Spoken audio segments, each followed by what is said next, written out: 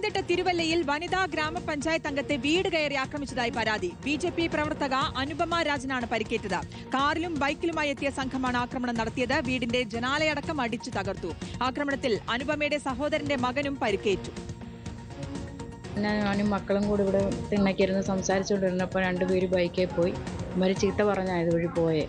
വണ്ടി നിർത്തി എന്നയാടെ കാര്യം പറഞ്ഞിട്ട് പോകാൻ പറഞ്ഞപ്പോൾ നിർത്താതെ തിരിച്ച് 2 മിനിറ്റ് കഴിഞ്ഞപ്പോൾ അവരിവിടെ വന്ന് വണ്ടി നിർത്തി ചീത്ത വിളിക്കുമായിരുന്നു. ഒരു കാരണമില്ലാതെ ചീത്ത വിളിക്കുന്നതായിട്ട് ചോദ്യം ചെയ്യാൻ ചെന്ന് എന്നെ ആദ്യം പിടിച്ച് തള്ളിയിട്ടു. പിന്നെ എൻ്റെ മകനത് ചോദ്യം ചെയ്യാൻ വന്ന എൻ്റെ ജ്യേഷ്ഠൻ്റെ മകനാണ്. ചോദ്യം ചെയ്യാൻ വന്ന അവനെ പിടിച്ച് താഴെയിട്ട് കാലിന് ചവിട്ടി പിടിച്ചു. കയ്യിലിരുന്ന എന്തൊക്കെയോ വടിയോ എന്തൊക്കെയോ ഉണ്ടായിരുന്നു. അത് വെച്ച് ജനലിൻ്റെ ചില്ലെല്ലാം തല്ലി തകർത്തു. പ്രവീൺ പുരുഷോത്തമനുടെ വിശദാംശങ്ങൾ നൽകാൻ. പ്രവീൺ, ആരാണ് ആക്രമിച്ചത്? ഇത് വ്യക്തിപരമായിട്ടുള്ള കാര്യമാണോ അതോ വല്ല രാഷ്ട്രീയമാണോ ഇതിന് പിന്നിൽ? ശ്രുതി, ഇന്നലെ രാത്രി 8 മണിയോട് കൂടിയാണ് കുറ്റൂർ ഗ്രാമപഞ്ചായത്ത് ആറാം വാർഡംഗം അനുപമ രാജന്റെ വീടിന് നേരെ ആക്രമണം നടന്നത്. അനുപമ രാജനെയും സംഘം ആക്രമിച്ചു. ആദ്യം 2 പേർ ബൈക്കിൽ അവിടെ എത്തുകയായിരുന്നു. ഈ സമയം ബന്ധുവായിട്ടുള്ള ഒരാൾ കൂടി അവിടെ ഉണ്ടായിരുന്നു.